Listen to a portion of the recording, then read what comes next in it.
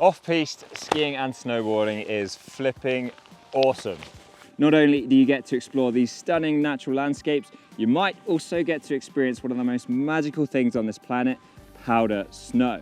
If you're also sharing these things with your friends and family, you're likely to be having the time of your life.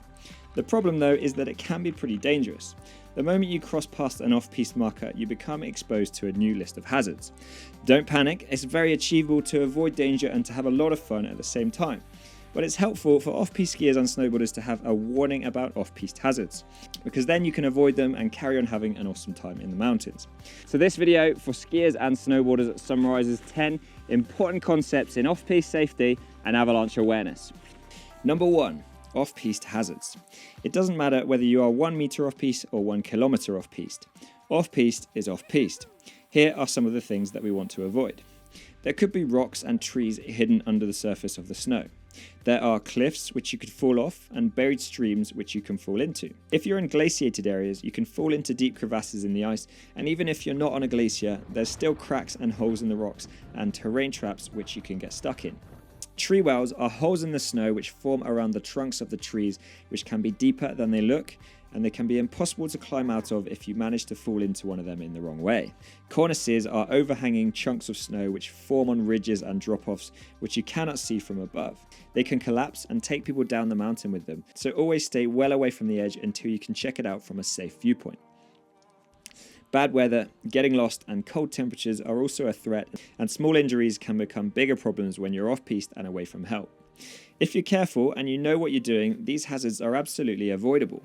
But just so you are aware, serious injuries and fatalities are a possibility in off-piste skiing and snowboarding. Number 2 is avalanche awareness. Now hopefully you'll already have some sort of natural fear and common sense telling you that it's a bad idea to crash into rocks, to fall off of cliffs, or to get stuck in nasty holes. However, avalanches are a new beast that humans don't have an instinctual awareness of, so it's important for skiers and snowboarders to learn about them.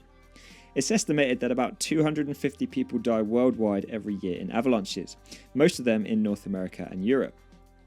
Sadly, the people who die in avalanches are mostly young and healthy ones, between about 15 and 40 years old. Avalanches come in lots of different sizes, from size 1 avalanches which run from a few to 50 meters, to size 5 avalanches which can run more than 2 kilometers and devastate the landscape. On a scale of 1 to 5, size 2 avalanches, which run about 50 to 200 meters, are a typical size that humans trigger, and they kill many people. Off-piste skiing and snowboarding terrain is the avalanche's natural habitat. Avalanches are beautiful as long as we don't get in their way, so it's important for us to learn how to avoid them. Number 3 is that it is much better to avoid avalanches rather than to count on surviving one. If you were to get caught in an avalanche, you cannot dig yourself out. Snow might seem innocent and beautiful, but avalanches are violent and powerful. In the US and Canada, 1 out of 4 avalanche fatalities are killed by the trauma of the ride, hitting rocks and trees on the way down. You can expect to have snow forced into your mouth and throat, as well as potentially some serious injuries as well. And when it comes to arrest, it sets like concrete, and there is no way buried victims can dig themselves out. Number 4, there's very little time.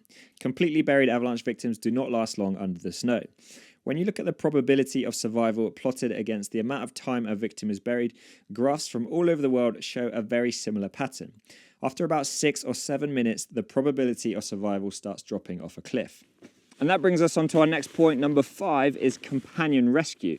Now, bearing in mind that avalanche victims have so little time when they're buried underneath the snow, any help from emergency services would likely arrive too late.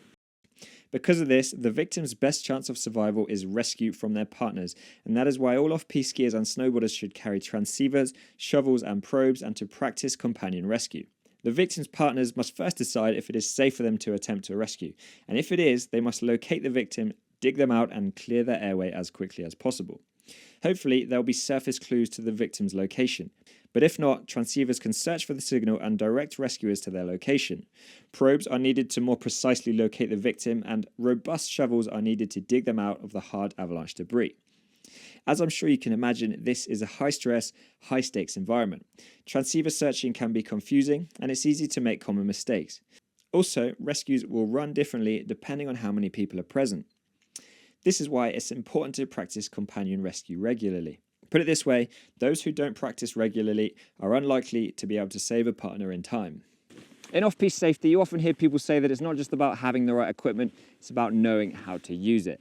And yes, that is essential, but I would argue that it's more about learning how to avoid avalanches in the first place than it is about learning how to react in an emergency. Number 6. In about 9 out of 10 avalanche accidents, the avalanche was triggered by the victim or someone in the victim's group. This is why you may have heard the phrase that avalanches are victim triggered. So, unlike other natural hazards like volcanoes or tsunamis, avalanches are unique since we normally trigger the ones which get us. I think this is good news because it means that we have the control to choose our own fate. Number 7. Another bit of good news is that we get public avalanche warnings. For point number 7, we're going to have a look at the avalanche danger scale. Helpful experts give us daily warnings about the avalanche danger on the regional scale, and we're going to cover avalanche bulletins in more detail in lesson 4. So this is the North American Public Avalanche Danger Scale.